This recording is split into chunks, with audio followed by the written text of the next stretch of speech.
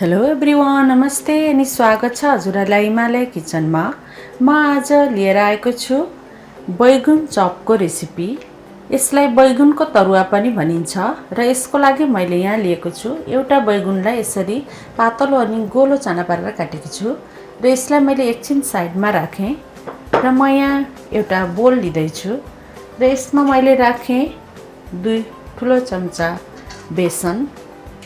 त्यसैगरी यहाँ मैले राखेँ केही हरियो धनियाको पात।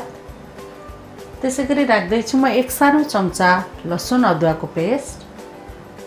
त्यसैगरी आधा सानो चम्चा रातो खुर्सानीको धुलो, यो अप्सनल हो, पिरो नराख्नु भए पनि हुन्छ। त्यसैगरी 1 सानो चम्चा जिरा धनियाको पाउडर राखेँ मैले।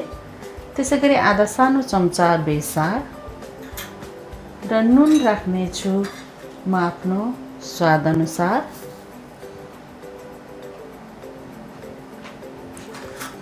अब यसमा 2 ठुलो चम्चा जति पानी राखेँ मैले।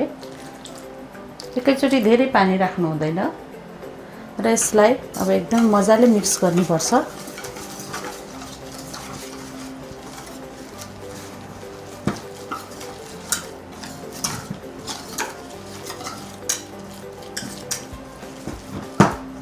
र यसमा अझै थोरै पानी राखौँ।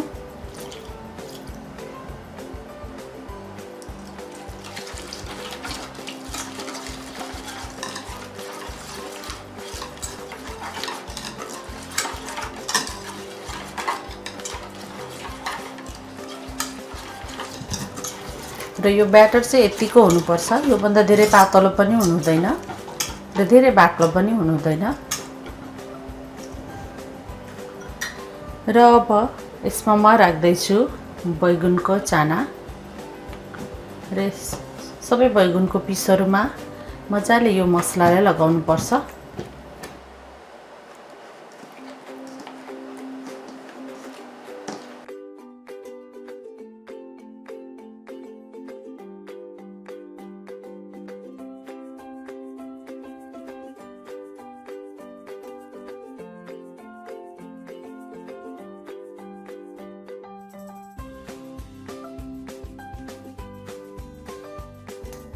र यसलाई फ्राई गर्नको लागि मैले प्यान बसाइसकेँ र म यसमा राख्दैछु 3 ठुलो चम्चा तेल र तेल तात्यो। अब मैले राखेँ बैगुनको पिस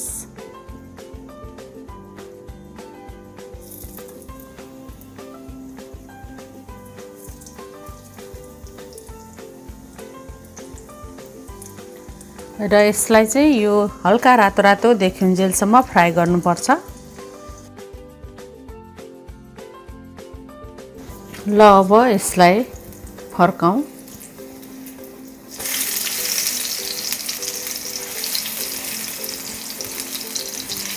एकदमै मजाले यो फ्राई भएको छ र अर्को साइडबाट पनि हामी यस्तै रातो रातो हुने बेलासम्म यसलाई फ्राई गर्ने छौं। ल अब बेला भएको छ यसलाई झिक्ने।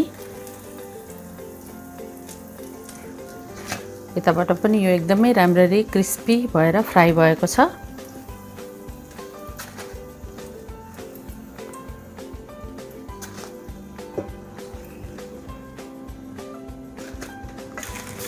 यसैगरी सबै पिसहरुलाई फ्राई गर्नुपर्छ।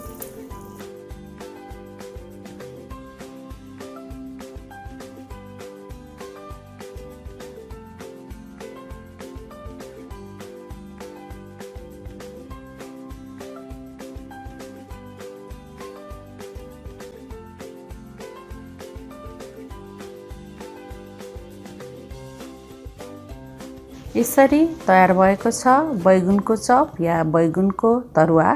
हजुरहरु पनि यसलाई अवश्य पनि ट्राई गर्नुहोला। हस्त यो बैगुनको चपको रेसिपी हजुरहरुलाई राम्रो लाग्यो भने हाम्रो भिडियोलाई लाइक, कमेन्ट, शेयर गरिदिनु होला र यस्तै प्रकारको रेसिपीहरुको लागि हाम्रो च्यानललाई सब्स्क्राइब पनि अवश्य पनि गरिदिनु होला। हाम्रो भिडियो हेरिदिनु भएकोमा धेरै धेरै धन्यवाद।